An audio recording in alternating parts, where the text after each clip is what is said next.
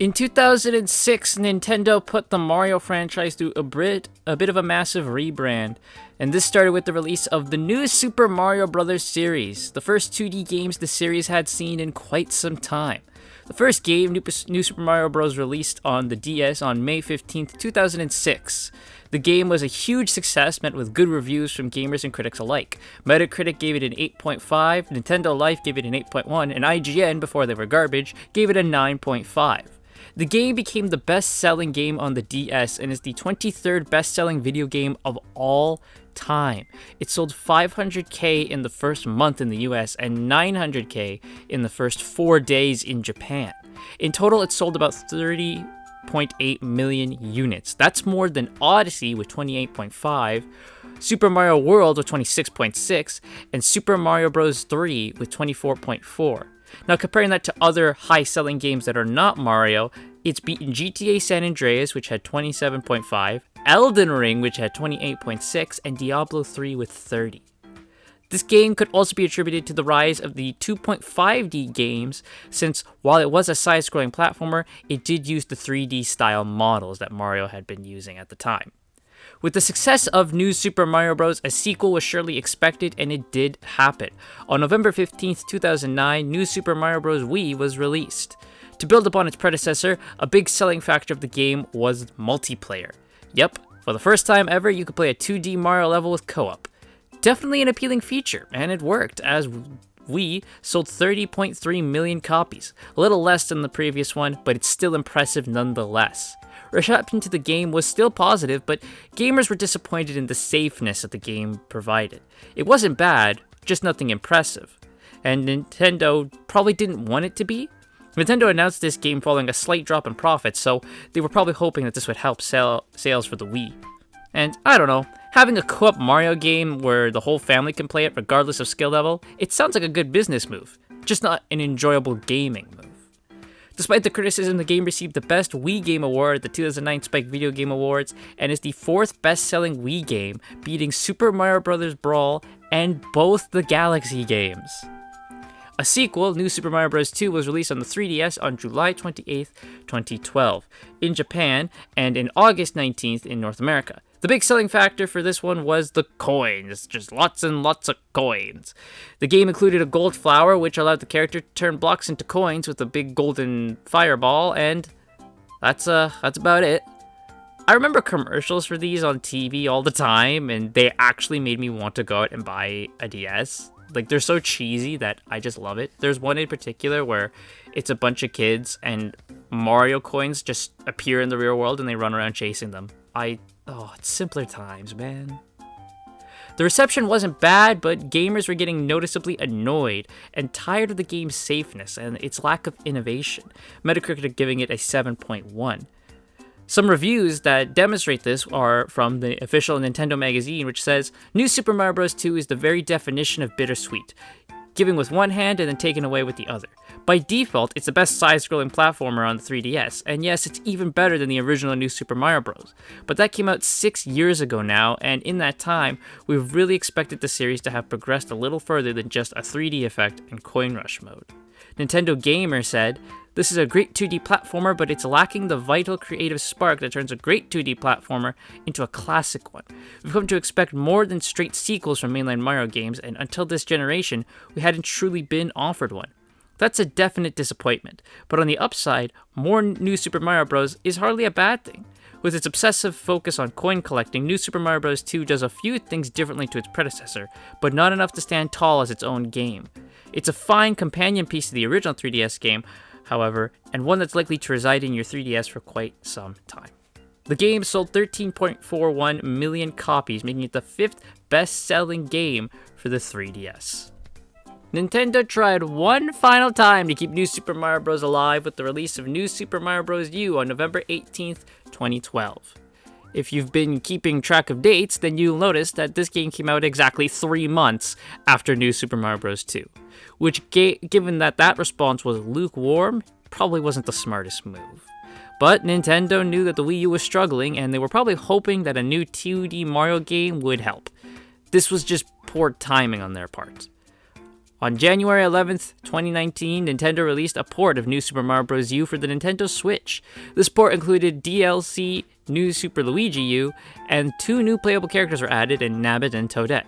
These 2 characters were designed to be the game's easy mode. Nabbit can't be killed by enemies or projectiles, but the trade-off is he can't use power-ups or ride Yoshis, and Toadette had a new unique power-up all to herself, the Super Crown, which once used, turned her into Peachette, and pretty much let you play as Peach would.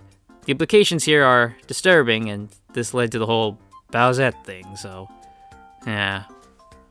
So, now that we can get to the nitty-gritty, my actual review. What do I think of New Super Mario Bros. U Deluxe? It's fine. Okay, let's go over the basic premise. Bowser has kidnapped Peach, and you, as your chosen character, have to go through 7 worlds to get her on the 8th and final one. Each world has about 6 to 8 levels, with some special ones thrown in here or there. Some levels have secret exits, which will unlock the secret stage of that world. It's tricky getting those because you may get one of the secret exits and unlock the secret stage instead of the regular one and advancing. I do wish that they would have made it a lot easier to differentiate between the two, or if you got the secret exit, you got both of them. Unlike previous Mario games that had separate maps for each world, the map in this one is one huge large map containing all the game's worlds and levels, similar to that of Super Mario World. The first world is Acorn Plains, and it has 5 levels, a tower, a castle, and 1 secret level. The first level, Acorn Plains Way, is your basic easy starter course. Tilted Tunnel is your introduction to the underground levels and is also very easy. Crushing Cog's Tower. This is the first of many towers in the game which act as a halfway point in the world. They also have a mini-boss. Towers also have a very important function that I'll get to later. Crushing Cogs is really easy. All you have to do is get to the top and ride the cogs to the top while avoiding the dry bones.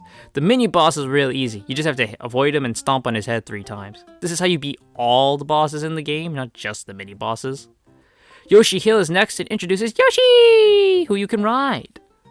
Yoshi lets you hover in the air and he can eat enemies in your way. This level also introduces the moles, which annoyed the hell out of me when playing this level. Seriously, why are there so many damn moles?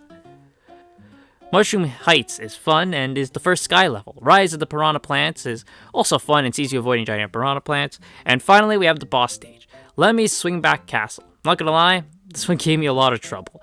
For being the first castle, it's pretty damn hard to get through. You have to land on these swinging platforms while avoiding falling into the lava or those lava balls that shoot up. After beating it, you fight Lemmy, who throws bombs at you while on a bouncy ball, because why not? Let the man be. And beating him unlocks the next world. Overall, Acorn Plains, it's a nice starter world that introduces you to all the different types of levels in the game, while having engaging and mostly enjoyable gameplay. I'd say my favorite level is either Tilted Tunnel or Mushroom Heights, and my least favorite one is Yoshi Hill. Now, and the castle sucks. The second world is Layer Cake Desert. It has 6 levels, a tower, a castle, and 1 secret level. The first level is Stone Eye Zone, and it's a fine, simple level. Perilous Pokey Cave can give you a tough time depending on where the Pokies land. Like, for me, they stood on top of the rising sand, so I couldn't do anything and just had to wait for them to leave. Fire Snake Cavern introduces the concept of baby Yoshis and has you use one to light the screen up. This is something you'll have to do in future levels as well. Stone Slide Tower introduces the spin switches, which you have to spin to move the blocks into place, while also dodging enemies. The one after the checkpoint sucks, and I really only beat it because of luck. The mini-boss for this tower is the same as the last one, except he might do a spin move every once in a while. Spike Sprouting Sands tests your dodging skills. Dry Desert Mushrooms introduces the shrinking mushroom platforms, and also has you dodging spikes like the last level. This one can get a bit tricky. Blooming Lakitus isn't that hard for a final level. You just have to avoid Lakitu's projectiles, and you can kill him, so there's that. He does respawn though. And finally, Morton's Compactor Castle. This one is much easier than the previous one, which is funny because the first one is supposed to be the beginner one. You just have to make sure you're standing in the right place when the platforms move. Slow and steady wins the race on this one. Morton's boss is that you have to avoid the Pokeballs he hits at you and jump on his head before he makes it across the screen. Overall, Layer Cake Desert is another solid world. The difficulty isn't too amplified from the last one, but it doesn't feel the same. It definitely feels like there's a different style with these levels compared to Acorn Plains. Up next, we come to a crossroads. Here, the game lets you decide which world you want to go to next. I went chronologically given the numbers next to the world name, so I went to Sparkling Waters, which has 5 levels, a tower, a castle, 1 secret level, and introduces something new, which I'll get into. Water Sprite Beach is the first level, and it's really nice and fun. You can breeze through this one, no problem. Tropical Refresher is an underwater level. You know, with a name like Sparkling Waters, that it was coming. I'm not a fan of underwater levels in 2D games, so I really didn't like this one. This one was definitely a roadblock. Surprisingly, Giant Skewer Tower is next. Yeah, I was shocked too to see a tower this early. In this one, you have to avoid these spiked skewers while underwater. This one isn't bad either, which makes me wonder what's on, but there's water on the floor that doesn't do anything. I don't know. Next up is a new feature in every world, the Boo House. Yep, from here on out, there is a Boo level in every world, and they are mandatory. Haunted Shipwreck is real easy though, probably because it's the first one, but I did get stuck trying to get to a place thinking it was the exit, so maybe they should have made that a bit more clear.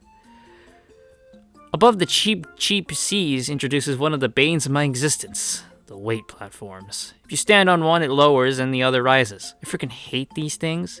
They aren't too bad here, but oh, you just wait. This level is also pretty nerve-wracking with bottomless pits. I don't think Sonic Advance territory, but it gets pretty crazy at times.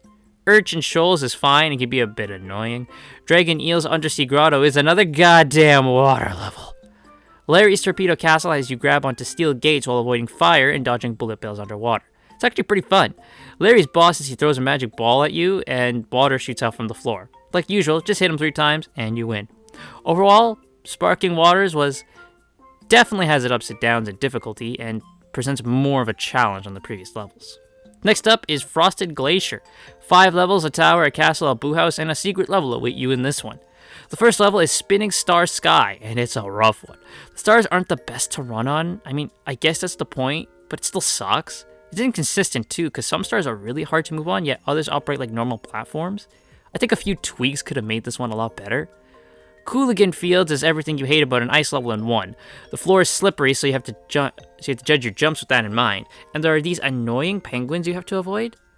Freezing Rain Tower is pretty simple once you get the gimmick. You just have to avoid the stalactites that fall from the roof. Again, once you figure out how they fall, this one is pretty simple. The developers decide to give us a break with the next one, Prickly Goombas, which isn't too difficult. Scaling the mountainside sees the return of the devil with the damn weight platforms, and the ones placed here suck. There's one that's like 4 in a row! Why? This level's literally hell frozen over. Icicle Caverns is freaking a holiday compared to the hell I just went through. But seriously, this one's good. Sees the return of the stalactites. Swaying Ghost House introduces a feature many boo houses will use in the future, the multiple doors. You have to go through the right door to find your way to the exit, and this time the boos are actually a problem. You have to genuinely watch out for them this time. Wendy's Shifting Castle is really fun. Funny how the final level is the funnest. Her boss is that you just have to avoid falling stalactites that you'll hit. Overall, Frosted Glacier was easily my least favorite world up till this point, featuring difficult level design that wasn't needed other than developers just hating my guts for some reason. I like a challenge, but not one that makes me genuinely mad. After beating either Sparkling Waters or Frosted Glacier, whichever one you chose, you are literally plucked into the air for the first airship level. These operate with the screen slowly scrolling and you have to stay on screen while avoiding the obstacles and advancing through. This is hard. The first really, truly hard level of the game. It puts everything you've done so far to the test, which is what a good boss type level should do. There's even a boss at the end, Bowser Jr., that little punk. His battle isn't actually that hard, you just have to lead his missiles back at him. After that challenging detour, you head to Soda Jungle. Jungle of the Giants was fun until you hit the checkpoint, and there's these jumps where they just place enemies on them. It's just cruel. Bridge over Poison Waters is another one where patience will be your friend. Bramble Woods is a level that exists. Snake Block Tower is real fun. This is the type of challenging I want. Something that's not easy, but nothing that's going to cause me to rage. Remember how I spoke about the multiple doors thing in the last Boo House? Well, it's on full display in Which Way Labyrinth. Actually, it's not that bad, but it just can be annoying if you get unlucky. Painted Swapland is the level people talk about the most from this game, due to the background. The level itself is just fine. But it is nice to see boos outside of their respected stages for once. Deep Sea Ruins is a water level in the dark. Good luck with that. Seesaw Bridge is another one that requires patience. Wiggler Stampede is definitely the one they were the most proud of. You have to jump on a Wiggler across the whole level. It's not hard, but don't expect to go into doing this one on your first go. Iggy's Volcanic Castle is again a really fun level. You have to avoid the rising pools of lava. Iggy's boss is definitely the hardest up till now. He runs through pipes and you have to catch him at the right moment, while avoiding this lava, I don't know, it's a pig or something? I don't know. Rock Candy Mines has 6 levels, 2 towers, and a castle, shaking up the format a bit. Fuzzy Clifftop is a rude welcome. This level is really, really hard, using shrieking platforms, the fuzzy balls, and doing this over a bottomless pit. Pork Cup Puffer Falls is another water level. Ha ha ha! Grinding Stone Tower is weirdly the easiest so far. The mini boss is actually different this time. He has wings and he can fly now. You have to wait for him to swoop down and hit him on the head. Waddle Wing's nest seems chaotic, but it's actually not that bad. It does have chain chomps though. Light Block's Dark Tower is not a tower despite its name. You just have to use the glowing blocks to find your way through. Easiest level so far. It's a nice break. Walking Piranha Plants is lots of fun. You have to swing from chain to chain using your momentum. Screw Top Tower sees the return of the spin screws and the debut of those fire swords that everyone uses in Mario Maker. The mini boss is also different. It's a new enemy you meet in this tower and you have to hit the platform under him, then stomp on his stomach. It's a nice change up. Thrilling spine coasters like the Wiggler level, but much harder. You need fast reflexes for this one. Shifting Flower Cave is lots of fun, but once again, be patient. Roy's Conveyor Castle is another fun castle. What is it with the final levels being the best ones?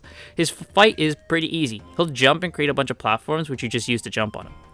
Overall, Rock Candy Mines is a clear sign that the game is getting much harder and is actively trying to stop your progress, with harder level design, but none of it being entirely unfair.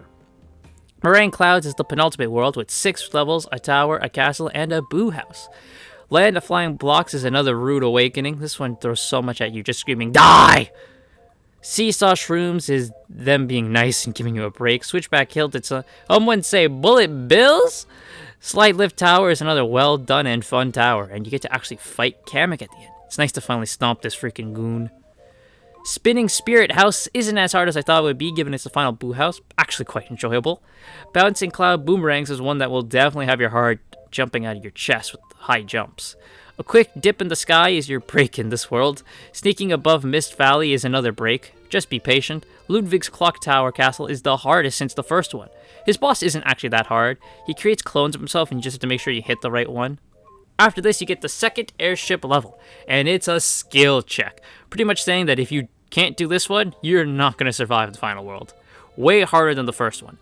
There's 2 checkpoints in this one and a boss, Bowser Jr. His boss isn't anything crazy, except that his cart now has boxing gloves and will start to punch you, and you just have to hit him on the head 3 times, like normal. And with that, we have made it to Peach's Castle, the final level. Yep, Peach's Castle, not Bowser's. He's commandeered hers this time. Meteor Moat is another level that requires patience. Magma River Cruise introduces the one thing everyone who's played this game has nightmares about, the limit platforms. These things can only move if their limit isn't exceeded. It's annoying here with the million moles that show up, but just wait a couple more levels. Rising Tides of Lava again requires you to pace yourself and wait for the right moment. You won't get through this one on the first try, but your deaths aren't entirely unfair. Freefall Cliffs isn't that hard, but it does have a scrolling screen. Red Hot Elevator Ride. This is the worst level in the game. The final battle. You have to avoid Bowser Jr.'s attempts to stop you. Then after a fake out reminiscent of the OG Bowser fight, you get to the true final boss. Giant Bowser. Yeah, kind of ran out of ideas at this point. You have to take over Bowser Jr.'s little cart and slam it into Bowser 3 times. And that's about it. The day is saved. Peach gives Mario a kiss on the forehead, which, what the hell? The dude went through hell for you. Come on. Like every 2D Mario game, there's an extra world that is unlocked after completing the main campaign, called Superstar Road with 9 levels. The levels are unlocked by collecting the various star coins scattered throughout each level. There's 3 in every level. I'm not going to go through them because they weren't needed to complete the main game, but from the brief bit of them that I've played, oh, they kick my butt. Modes included in the game is Challenge Mode. Challenge Mode, in which players must complete a given objective on a given stage, some within a specific time limit. There are 5 types of challenges: Time Attack, Coin Collection, 1-Up Rally, Special, and Boost Mode. Boost Mode, however, was removed from the Switch port. Boost Rush Mode, where players have to reach the end of 2 or 3 selected stages in the lowest possible time. Coin Battle, up to 4 players compete to collect the most coins in a level. New Super Luigi U is included in the base game. Boost Mode challenges are removed due to Boost Mode being incompatible with the Nintendo Switch controls. Yellow Toad and Blue Toad share a character slot and are both referred to as simply Toad. When selecting Toad, the player will use Yellow Toad by default, but can select Blue Toad instead by holding the L button when selecting. Miis were originally going to be playable in all modes, but the idea was removed from the final game, so story mode does not support Miis. Ice snake blocks, along with ice variants of large snake blocks, were scrapped. Frozen munchers from New Super Mario Bros. U were also scrapped. There's also a pepper and a star in the game's code. It's unknown what these were initially planned for. Also included in the DLC for U, New Super Luigi U. This was released on June 20th, 2013. Just over 6 months after the original game's release. This was released as part of the Year Luigi campaign that Nintendo was doing that year. I have a video I did about that, which I'll link in the description. What this DLC entails is that you play as Luigi instead of Mario, with his physics, so Luigi jumps higher, moves slower mid-air, slides easier. This is also where Nabbit made his initial debut as a playable character, but they added him to the base game for the port. The levels are shorter, but the difficulty was upped. Other than that, they're the same world, same levels, same story. Most gamers actually seem to enjoy Luigi U over Mario U. For the most part, the controls are fine and operate like any other 2D platformer would, but there are a couple decisions I do have grievances with. First, it's way too easy for the game to do a stomp while mid-jump. This happened to me multiple times and actually even led to a couple of deaths. Second, the button to use your power-up is the same button as the run button. That led to me just shooting a random fireball when all I wanted to do was sprint. That's dumb. Please dedicate a separate button for your abilities. And finally, there's a run button. I hate it when video games make you hold in a button just to run. Much prefer it where you slightly push the analog stick to walk/jog and push that thing all the way to start sprinting. This was absolutely the worst thing about this game and was the biggest adjustment I had to make. I guarantee I would have had a much easier experience playing this game if it wasn't for the wacky run setup. I don't have much to say about the soundtrack. It's good, very good. All the songs are pretty much remixes of past songs and are nice to listen to. They're nothing exceptional like, say, A Chemical Plant, or to take an example from a game around this time, Honeycomb Highway. It's nothing I'm going to rush back and listen to, but I will say the underground theme is great, and Peach's Castle has the best map theme. I'm a sucker for synth. I can see why people aren't fond of this game, especially during the period it came out. Mario was in a phase where Nintendo was just coasting and wasn't trying anything new. They were targeting normies and were appealing to what people thought Mario was, the barest of bones.